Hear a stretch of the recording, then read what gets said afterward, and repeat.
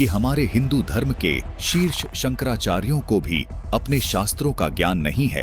केवल सुनी सुनाई बातों को भोली जनता के सामने सुनाकर केवल झूठी महिमा बनाए बैठे हैं। वास्तविक ज्ञान संत रामपाल जी महाराज ने अपने ही पवित्र शास्त्रों से आप सबके सामने रख दिया है। दर्शकों, ऐसा नहीं है कि आदरणीय शंकराचार्य जी पुराणों को नहीं मानते। हिंदू धर्म में प्रत्येक व्यक्ति और स्वयं शंकराचार्य जी भी पुराणों को परम सत्य मानते हैं। देखिए, शंकराचार्य जी स्वयं इस बात की पुष्टि कर रहे हैं। तो शंकराचार्य जी क्या पुराणों को भी सत्य मानते हैं? परम सत्य। आप जी पुराणों को भी सत्य मानते हैं? मानते हैं। क्या आप जी पुराणों को सत्य मानते हैं? सत्य ही है। क्या आप पुराणों को भी सत्य मानते हैं? नहीं, पुराण सत्य है। पुराण को हम कैसा सत्य माने?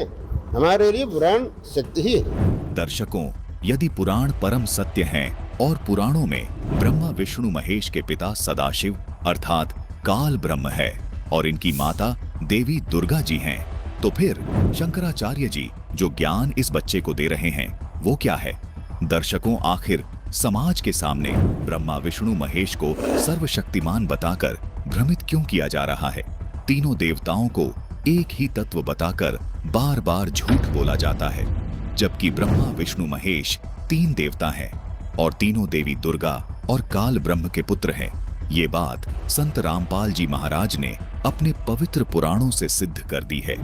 लेकिन ये तमाम धर्मगुरु शास्त्र विरुद्ध ज्ञान देकर समाज को सर्व सुखों से और पूर्ण मोक्ष से वंचित कर रहे हैं। आज संत रामपाल जी महाराज के अतिरिक्त इस धरती पर कोई पूर्ण संत नहीं है। इतना अद्भुत और गूढ़ ज्ञान जो हमारे ही पवित्र शास्त्रों में छुपा था, उसको केवल संत रामपाल जी महाराज ने ही भक्त समाज को बताया और समझाया है। दर्शकों, रामचरितमानस, शिव पुराण, देवी भागवत पुराण, मार्कंडे पुराण तथा श्रीमद् भगवत गीता जी से ये स्पष्ट हो गया कि ब्रह्मा विष्णु महेश ये तीनों काल ब्रह्म और देवी दुर्गा के पुत्र हैं, लेकिन आत्मा रूप में सबकी उत्पत्ति पूर्ण परमात्मा से हुई है। देवी दुर्गा और काल की उत्पत्ति भी आत्मा रूप में पूर्ण परमात्मा से ही हुई है। रामचरितमानस की इस चौपाई में बिल्कुल स्पष्ट है कि वेद जिन्हें नेति नेति कहकर निरूपण करते हैं वो आनंद स्वरूप, उपाधि रहित और अनुपम है, जिनके अंश से अनेकों शिव, ब्रह्मा और विष्णु भगवान प्रकट होते हैं। कि वेदों में जिसको पूर्ण परमात्मा बताया गया है वो पूर्ण परमात्मा इतना समर्थ है कि ब्रह्मा, विष्णु और महेश उनके अंश से आत्म रूप में प्रकट हुए हैं। यहाँ स्पष्ट है कि ब्रह्मा, विष्णु और शिव पूर्ण परमात्मा नहीं है। जिसके अंश से ये तीनों देवता उत्पन्न होते हैं वो पूर्ण परमात्मा है। रामचरितमानस में कहा है कि ईश्वर अंश जीव अविनाशी, चेतन अमल सहज सुखरासी, यानी ईश्वर से ही उत्पन्न होने के कारण आत्मा अविनाशी है, यानी आत्मा कभी नहीं मरती। जिस परमेश्वर से जीव आत्मा उत्पन्न हुआ है वह परमेश्वर अविनाशी, चेतन, निर्मल और स्वभाव से सुख की राशि है। लेकिन सब जीवों के शरीर नाश हो जाते हैं, जिसका समर्थन गीता अध्याय 15 श्लोक 16 भी करता है।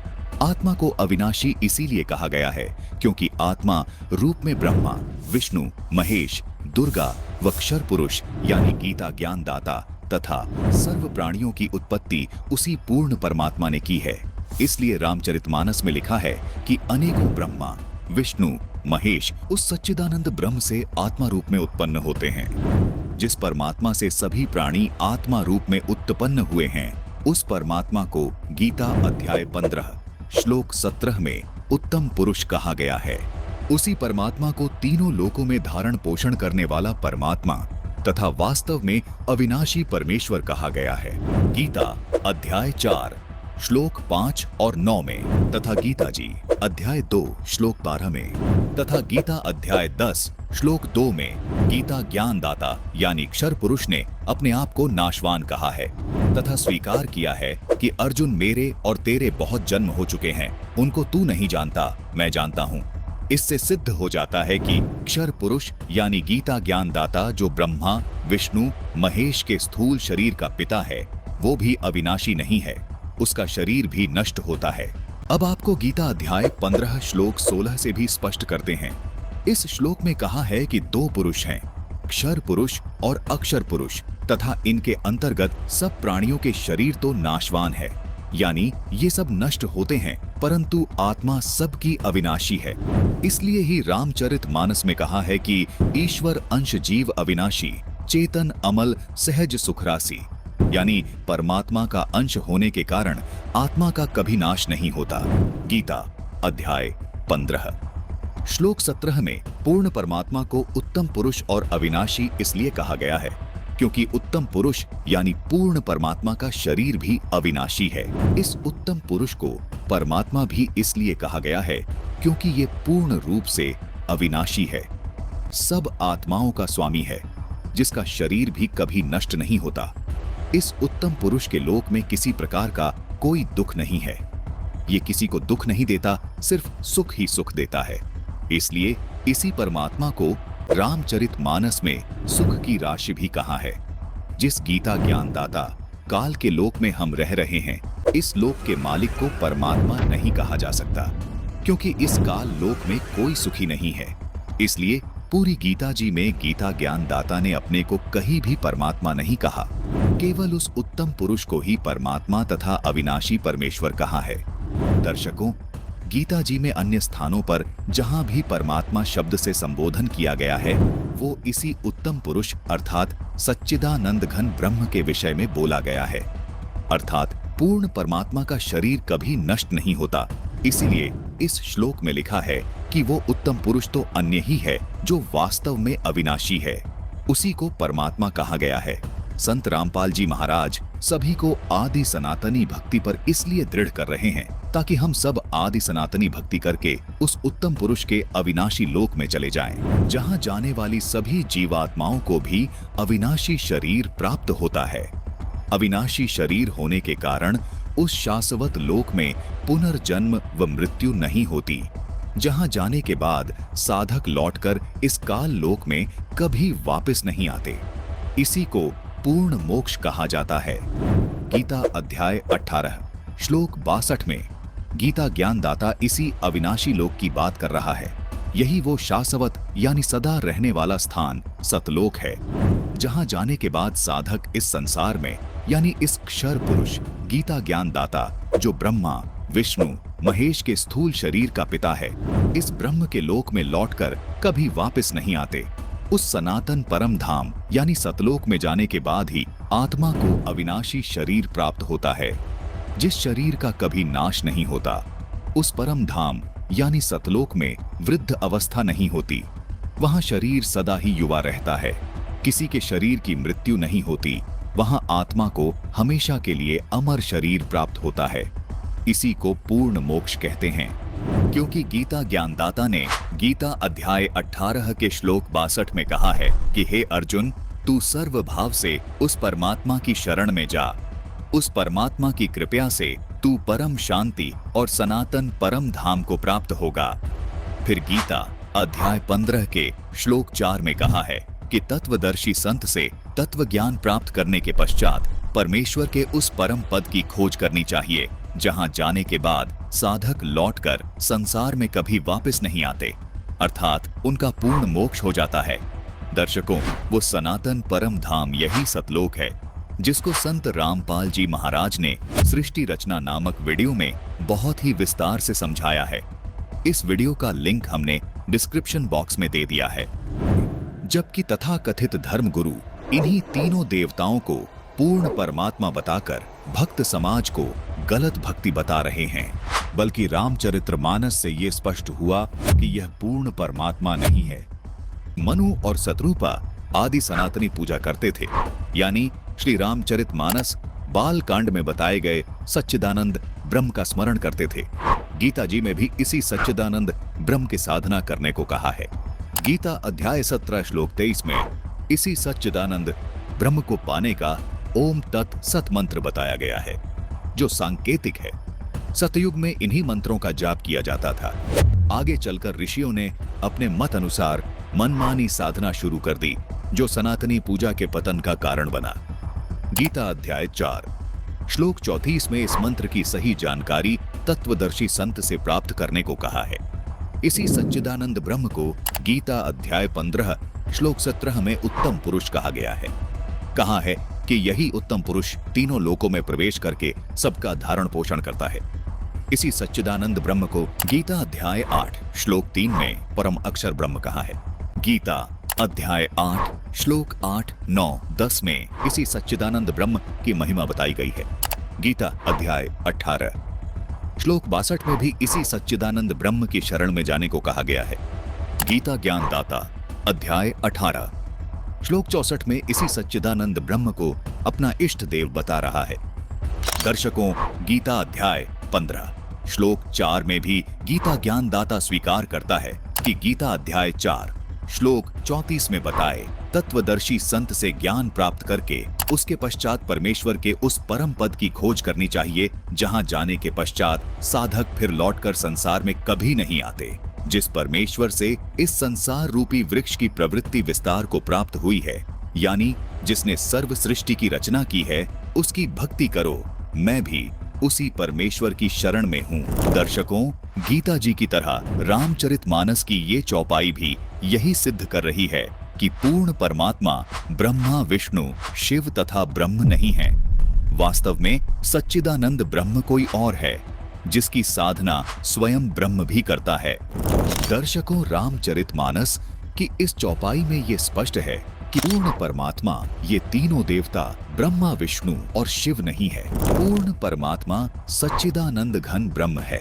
सच्चिदानंद घन ब्रह्म कौन है, इसकी संपूर्ण जानकारी पाने के लिए कृपया देखिए संपूर्ण सृष्टि रचना, जिसका लिंक हमने डिस्क्रिप्शन बॉक्स में दिया है। बालकांड दोहा नंबर 145 चौपाई नंबर 1 में लिखा है कि सुनु सेवक सुर तरु सुरधेनु विधि हरिहर बंदित पद रेणु सेवत सुलभ सकल सुखदायक प्रणतपाल सचराचर नायक। हे प्रभु, सुनिए, आप सेवकों के लिए कल्प वृक्ष और कामधेनु है। आपकी चरण रज की ब्रह्मा, विष्णु और शिवजी भी वंदना करते हैं। आप सेवा करने में सुलभ हैं तथा सब सुखों के देने वाले हैं। आप शरणार्थी के रक्षक और जड़ चेतन के स्वामी हैं। इस चौपाई से स्पष्ट हो जाता है कि ब्रह्मा, विष्णु, महेश भी अन्य परमात्मा की यानी सच्चिदानंद ब्रह्म की भक्ति करते हैं। बालकांड दोहा नंबर 149 चौपाई नंबर 3 तुम ब्रह्मादि जनक जग स्वामी ब्रह्म सकल उर अंतर्जामी। आप ब्रह्मा आदि के भी पिता हैं, यानी उत्पन्न करने वाले हैं, जगत के स्वामी हैं और सबके हृदय के भीतर की जानने वाले ब्रह्म है। दर्शकों, इस चौपाई में ये बताया गया है कि काल ब्रह्म ब्रह्मा, विष्णु और शिव आदि के जनक हैं, अर्थात काल ब्रह्म के अंतर्गत आने वाले सभी लोकों में रहने वाले प्राणियों के स्थूल शरीर की उत्पत्ति काल ब्रह्म और दुर्गा देवी से हुई है। यहाँ दर्शक भ्रमित न हो कि रामचरितमानस के बालकांड के दोहा नंबर 143 की चौपाई नंबर 3 में लिखा है कि उस सच्चिदानंद ब्रह्म से अनेकों ब्रह्मा, विष्णु, महेश उत्पन्न हुए हैं, और बालकांड के दोहा नंबर 149 की चौपाई नंबर 3 में लिखा है कि ब्रह्मा, विष्णु, महेश ब्रह्म से उत्पन्न हुए हैं। ये फर्क क्यों है? दर्शकों, इस चौपाई में ब्रह्मा, विष्णु, महेश को जन्म देने वाले की बात हो रही है, और इस चौपाई में काल ब्रह्म, देवी दुर्गा और ब्रह्मा, विष्णु, महेश सहित सभी आत्माओं को आत्मा रूप में प्रकट करने वाले सच्चिदानंद घन परमात्मा की बात हो रही है। काल ब्रह्म सहित 21 ब्रह्मांड में मौजूद सभी प्राणी इसी परमात्मा के अंश हैं। सब आत्माओं का स्वामी परम अक्षर ब्रह्म है, जिसमें काल अर्थात ये ब्रह्म, दुर्गा अर्थात ये जगमुला तथा ब्रह्मा, विष्णु, महेश व संसार के सभी प्राणी शामिल हैं। जबकि इस चौपाई में ये बताया है कि ब्रह्मा, विष्णु, महेश आदि का जन्म ब्रह्म और दुर्गा से हुआ है। दर्शकों, इस चौपाई में जिस ब्रह्म की बात हो रही है, यही ब्रह्मा, विष्णु, महेश का पिता है। इसी ब्रह्म को गीता अध्याय 15 श्लोक 16 में क्षर पुरुष कहा गया है। दर्शकों, क्षर का अर्थ नाशवान होता है, जैसा कि आप यहाँ गीता अनुवाद में भी देख रहे हैं, और यही बात इसी काल ब्रह्म ने गीता अध्याय 2 श्लोक 12 में, गीता अध्याय 4 श्लोक 5 और 9 में, गीता अध्याय 10 के श्लोक 2 में भी स्वीकार की है। कहा है कि अर्जुन, तेरे और मेरे बहुत जन्म हो चुके हैं, अर्थात तेरी और मेरी जन्म मृत्यु होती रहती है, अर्थात मैं भी नाशवान हूँ, अर्थात क्षर ब्रह्म हूँ। क्षर ब्रह्म का अर्थ है नाशवान प्रभु। गीता अध्याय 8 श्लोक 13 में भी इस ब्रह्म की साधना का एक ओम मंत्र बताया गया है। गीता अध्याय 14 श्लोक 3 में भी इसी ब्रह्म गीता ज्ञान दाता ने अपनी पत्नी मूल प्रकृति यानी दुर्गा को बताया है। फिर आगे गीता अध्याय 14 श्लोक 4 में इसी ब्रह्म ने कहा है कि ये मूल प्रकृति यानी दुर्गा सभी प्राणियों की माता है और इस प्रकृति यानी दुर्गा की योनि में बीज स्थापित करने वाला मैं पिता ब्रह्म हूँ। फिर आगे गीता अध्याय 14 श्लोक 5 में इसी ब्रह्म ने कहा है कि हे अर्जुन, सत्वगुण, रजोगुण और तमोगुण ये प्रकृति से उत्पन्न तीनों गुण अविनाशी जीवात्मा को शरीर में बांधते हैं। मार्कंडे पुराण से आपको पहले ही प्रमाणित कर चुके हैं कि रजोगुण ब्रह्मा जी हैं, तमोगुण शंकर जी हैं और सतोगुण विष्णु जी हैं। यही 3 देवता हैं, यही 3 गुण हैं। दर्शकों, इससे सिद्ध होता है कि ये तीनों देवता सत्वगुण विष्णु, रजोगुण ब्रह्मा और तमोगुण शिव जी ये प्रकृति अर्थात दुर्गा से उत्पन्न हुए हैं। दर्शकों, ये ब्रह्म कौन है? तीनों देवता दुर्गा और काल से कैसे उत्पन्न हुए? पूर्ण परमात्मा कौन है? इसकी संपूर्ण जानकारी पाने के लिए संपूर्ण सृष्टि रचना देखिए, जिसका लिंक हमने डिस्क्रिप्शन बॉक्स में दिया है। बालकांड दोहा नंबर 147 चौपाई नंबर 1 में लिखा है कि पद राजीव बरणी नहीं जाही, मुनि मन मधुप बसही जेन माही। वाम भाग शोभति अनुकूला, आदिशक्ति छबिनिधि जगमूला। जिनमें मुनियों के मन रूपी भौरे बसते हैं, भगवान के उन चरण कमलों का तो वर्णन ही नहीं किया जा सकता। भगवान के बाएं भाग में सदा अनुकूल रहने वाली शोभा की राश से जगत की मूल कारण रूपा आदि शक्ति श्री जानकी जी सुशोभित है।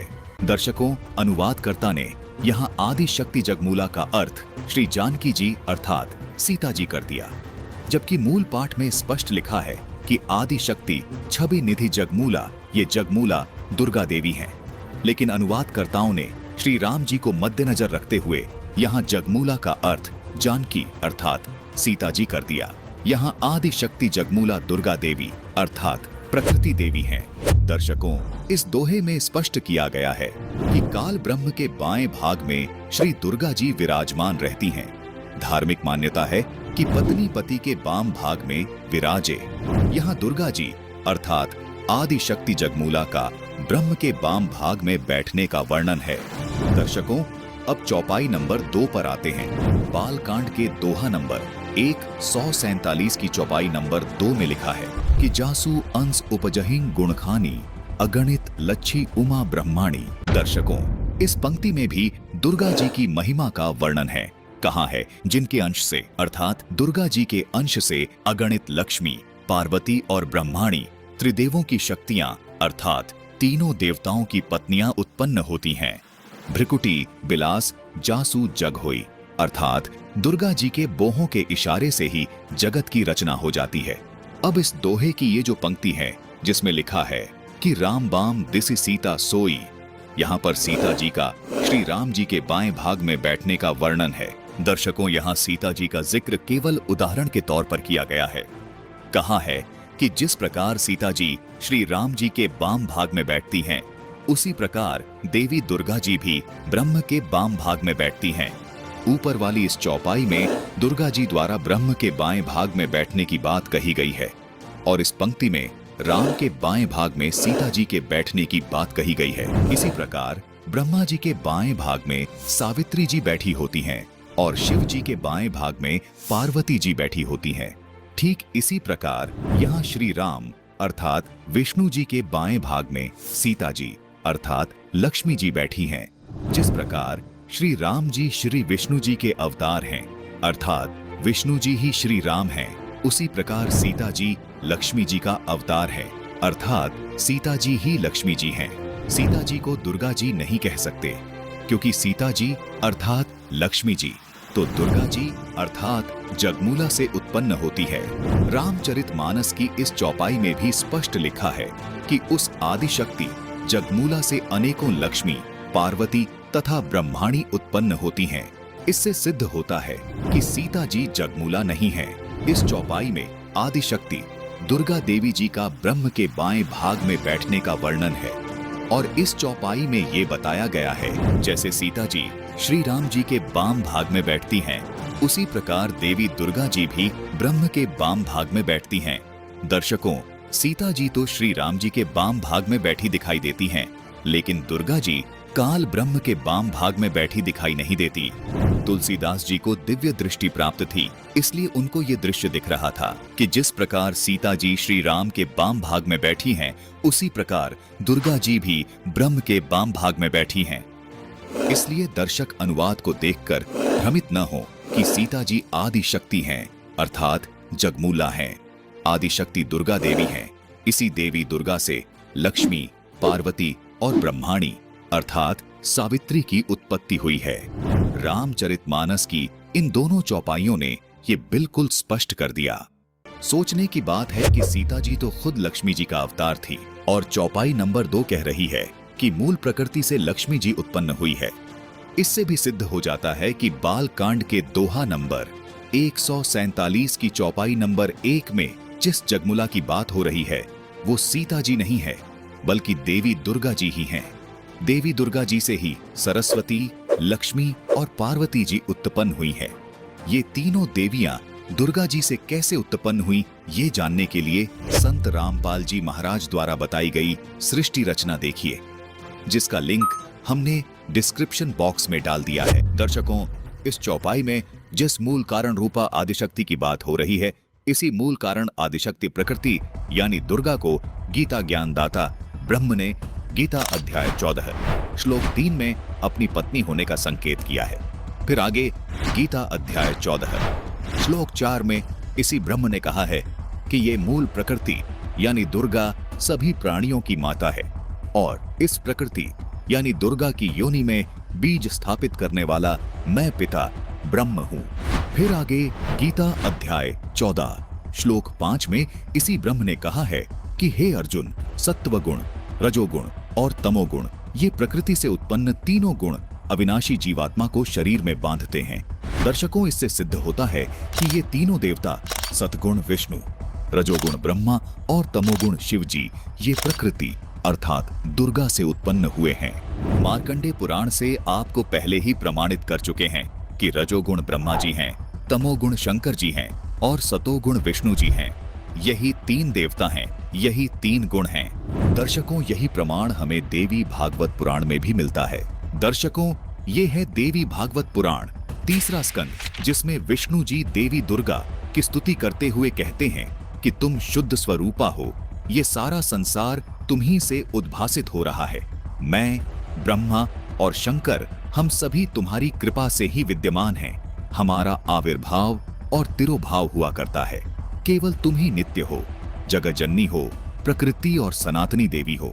भगवान शंकर बोले, हे देवी, यदि महाभाग विष्णु तुम्ही से प्रकट हुए हैं तो उनके बाद उत्पन्न होने वाले ब्रह्मा भी तुम्हारे ही बालक हुए। फिर मैं तमोगुणी लीला करने वाला शंकर क्या तुम्हारी संतान नहीं हुआ? अर्थात मुझे भी उत्पन्न करने वाली तुम ही हो। संसार की सृष्टि करने में तुम बड़ी चतुर हो, अपनी इच्छा के अनुसार क्रीड़ा करती और शांत भी हो जाती हो। इस संसार की सृष्टि, स्थिति और संहार में तुम्हारे गुण सदा समर्थ हैं। उन्हीं तीनों गुणों से उत्पन्न हम ब्रह्मा, विष्णु एवं शंकर नियमानुसार कार्य में तत्पर रहते हैं। दर्शकों, देवी भागवत पुराण ने यह स्पष्ट किया कि ब्रह्मा, विष्णु, महेश ही 3 गुण हैं, अर्थात 3 देवता हैं। ये तीनों देव नाशवान हैं और दुर्गा इनकी माता है तथा दुर्गा को ही प्रकृति कहते हैं। बालकांड दोहा नंबर 147 चौपाई नंबर 2 में लिखा है कि जासु अंश उपजहिं गुणखानी अगणित लच्छी उमा ब्रह्माणी, जिनके अंश से गुणों की खान अगणित लक्ष्मी, पार्वती और ब्राह्मणी त्रिदेवों की शक्तियां उत्पन्न होती हैं तथा जिनकी भौह के इशारे से ही जगत की रचना हो जाती है। इस चौपाई में मूल प्रकृति दुर्गा और पति ब्रह्म की बात हो रही है। सरस्वती, लक्ष्मी, पार्वती कैसे पैदा हुई, ये जानना दिलचस्प रहेगा। इसकी संपूर्ण जानकारी पाने के लिए कृपया देखिए संपूर्ण सृष्टि रचना, जिसका लिंक हमने डिस्क्रिप्शन बॉक्स में दिया है। दर्शकों, जिस प्रकार रामचरितमानस को तुलसीदास जी ने रामचंद्र जी के जीवन काल के लाखों वर्ष बाद अपनी दिव्य दृष्टि से विक्रमी संवत 1631 अर्थात सन 1574 में लिखा, जो संपूर्ण हिंदू समाज को आज मान्य है। इसी प्रकार संत गरीबदास जी महाराज को कबीर परमात्मा ने